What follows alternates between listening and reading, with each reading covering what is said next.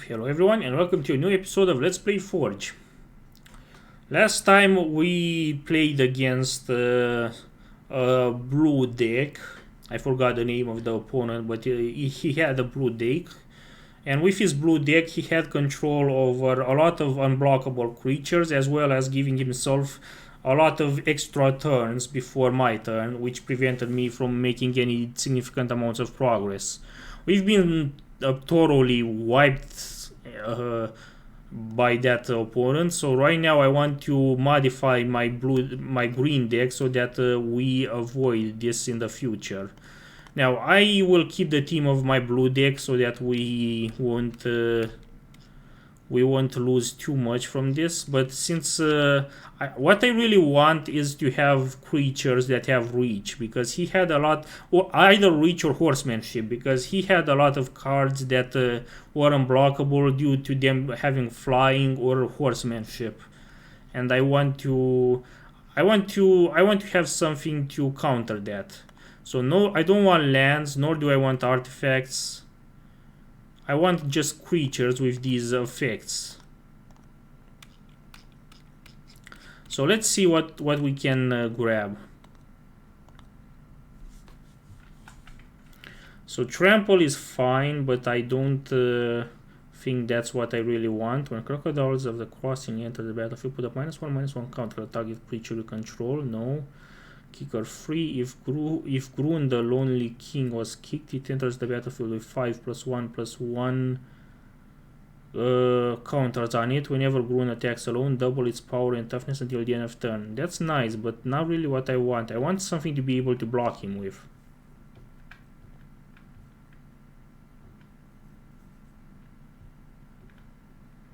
Vigilance and reach, this is nice, but I forgot what vigilance did in this game. Let me look up quickly what vigilance does.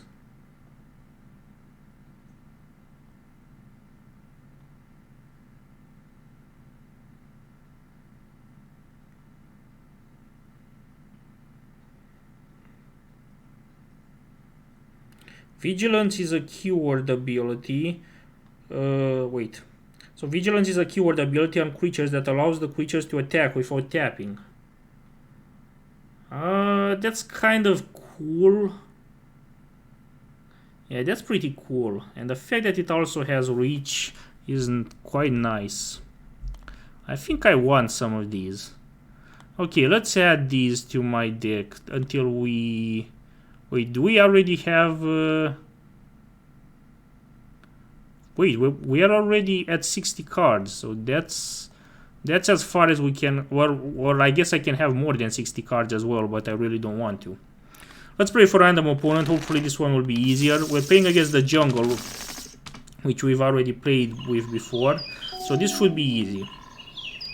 I already know this opponent. He summons a plant elemental, which is a 3/4 creature, which has the effect of when plant elemental comes into play from your hand, destroy one of your forests or destroy plant elemental. So he destroyed one of his forests. Let's summon Initiate's Companion, which is a 3/1 cat creature, which has the ability of whenever Initiate's Companion deals combat damage to a player, untap target creature or land. This is pretty useful. So he will attack me with Plant Elemental. He has enough toughness to survive me blocking him with my Initiate's Companion. So I would rather not... or I guess with Cartouche of Strength I could have been able to block him as well. But either way, we will summon a Feral Prowler, which is a 1/3 cat creature, which does when Feral Prowler dies, draw a card. Let's end our turn. Now he summons Lone Wolf, which is a 2/2 wolf creature, which does when Lone Wolf attacks and is blocked, you may have it deal its damage to the defending player instead of the creatures blocking it. Interesting. Yeah, this is quite interesting. I like playing against this opponent. He's quite a cool opponent. He uses cards which I've never seen before. Yeah, let's Let's cast Cartouche of Strength on our Initiate's Companion. Cartouche of Strength is an enchantment which has 3 effects. The first one is that it enchant creature you control. The second one is when Cartouche of Strength enters the battlefield, you may have enchanted creature fight target creature an opponent controls. Each deals damage equal to its power to the other. And finally, the third effect is enchanted creature gets +1/+1 and has trample. So let's give this to our Initiate's Companion and have it destroy his plant elemental, because otherwise that creature is going to cause us some trouble. And for now we won't do much. Okay, let's cast Ambuscade on our Feral Prowler. Ambuscade is an instant which does target creature you control gets +1/+0 until the end of turn. It deals damage equal to its power to target creature an opponent controls. So let's do this with Plant Element, with Feral Prowler to attack his Lone Wolf. And now with this we can attack him directly. Yeah, that worked out quite well. Let's do this again.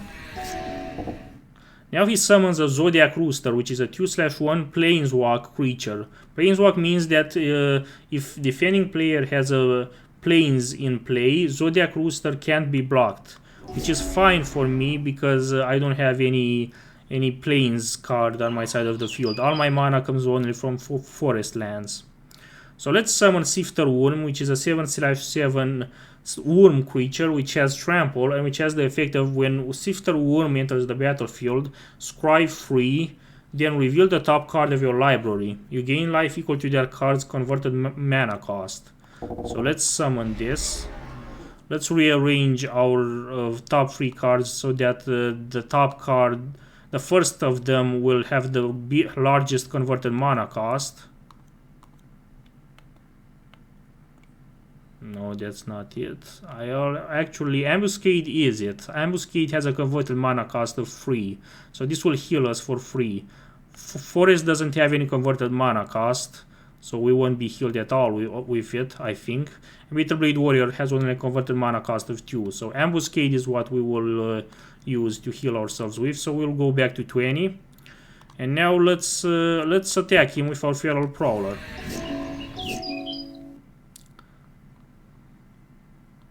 Let's use Ambuscade again on our Feral Prowler to destroy his Zodiac Rooster. And now let's just Alpha Strike him. Yeah, this is a 1 game, like there's nothing he can do anymore. We might as well summon another Sifter Worm, but it's really not necessary at this point. Giant Spider has a converted mana cost of 4 and Bitterblade Warrior has a converted mana cost of 2. So Giant Spider is the one that needs to be at the top of our library to maximize our health. And now let's just Alpha Strike him, and this is pretty much over. We won. We removed from his deck a Jungle Lion. Now let's play again.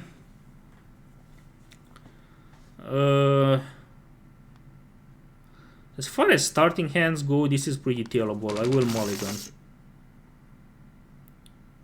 This is a bit better. I will remove a Shed Weakness from my hand. Yeah, this is a fine enough starting hand. Let's use this. Let's put down a forest card. He puts down his own forest cards and he summons a plant elemental again. Let's summon a Feral Prowler. He will attack us with his plant elemental, so I will block him with our Feral Prowler so that I won't take any damage. By blocking him with our Feral Prowler is weak enough to die from this blocking, whereas his plant elemental is strong enough to survive their blocking. But because Feral Prowler will die, I will get to draw a card from this, so that's in my advantage. So that's cool. Yeah, there's nothing else I can do, so let's just summon a Ronas the Indomitable, which is a 5/5 god creature with Death Touch and Indestructible, but which has the effect of Ronas the Indomitable cannot attack or block unless you control another creature with power 4 or greater, which we do not have at the moment, so we cannot use it for either attacking nor blocking. Also, it has the effect of by paying 1 green mana and 2 other mana, another target creature gets +2/+0 and gains trample until the end of turn. That's cool.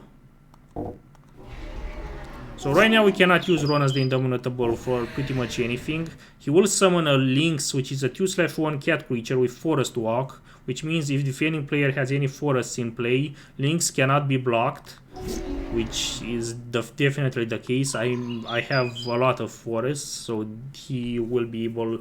I won't be able to block him anymore.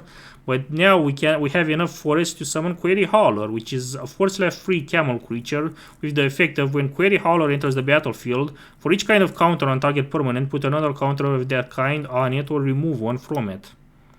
That's not really my concern though, but I don't want to use this effect honestly. But now, since I have another creature with power of 4, Ronas the Indomitable can start attacking, and I will definitely make use of that to deal damage to him. Now he will attack me with his Lynx because I cannot block him, and now he summons a Zodiac Rooster as well. Let's cast Ambuscade on our Query Hauler to destroy his Lynx so that I will be able to start blocking him now. And now let's attack him with our Ronas the Indomitable. He summons a Jungle Lion, which is a 2/1 creature, which has the effect of Jungle Lion cannot be intercepted. I wonder what the difference is between cannot be intercepted and cannot be blocked. I think in Fury they're the same thing, but I could be wrong.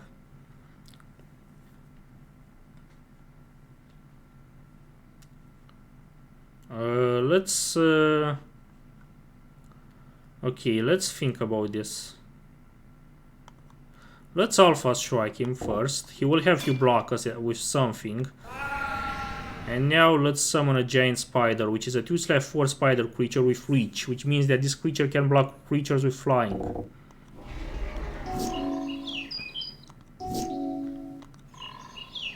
And now we finally have enough mana to summon Colossal Dreadmaw, which is a 6/6 trample dinosaur creature with trample. And now let's just Alpha Strike him. He will block us with his Zodiac Rooster. Yeah, he's pretty much screwed. He is definitely screwed. Actually, let's summon a Brambleweave Behemoth, which is a 6/6 elemental creature with trample, which means that this creature can deal excess combat damage to defending player or planeswalker while attacking.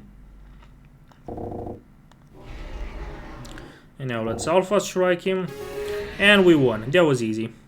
Let's grab something from the Portal booster set.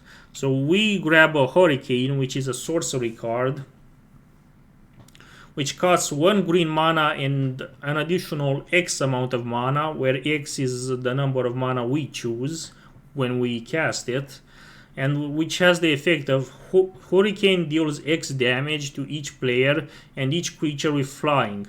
This includes you and your creatures with flying. This can be useful for against opponents that have a lot of flying creatures. That's interesting. We also get Sima Yi Wayfield Marshal, which is a legend creature which has 4 toughness but an unspecified amount of mana, and which costs 1 black mana and 5 other mana to summon. Sima Yi has power equal to the number of swamp cards you have in play. This includes both tapped and untapped swamp cards.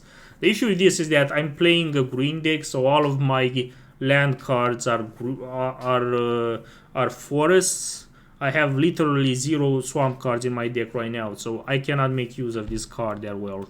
Had I been playing a black deck though, this would have been really useful. Okay, that's it for today's video. Thank you very much for watching. If you want to get in touch with me, I have a Mastodon account as well as a Matrix room that you can join if you want to get in touch with me, of details of which you can find in the description of this video. And in the meantime, thank you very much for watching and see you next time.